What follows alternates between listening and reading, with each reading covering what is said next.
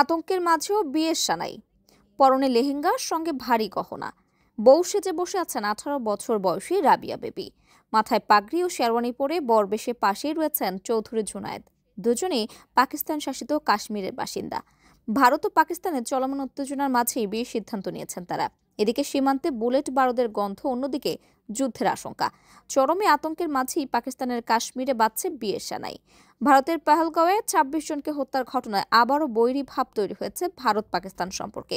সীমান্তে দুদেশের মধ্যে চলছে গোলাগুলি, সামরিক মহড়া। দুদেশই একে অপরকে দিচ্ছে হুমকি। এমন নাজুক পরিস্থিতিতেও নির্ধারিত তারিখে বিয়ের সিদ্ধান্তে অটল ছিলেন জুনায়েদ ও রাবিয়া।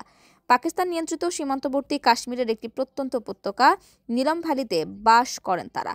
দুদেশের এমন উত্তেজনার মাঝেও বিয়ের সিদ্ধান্তে রাবিয়া বলেন, আমাদের শৈশব থেকেই এমন পরিস্থিতি দেখে এসেছি।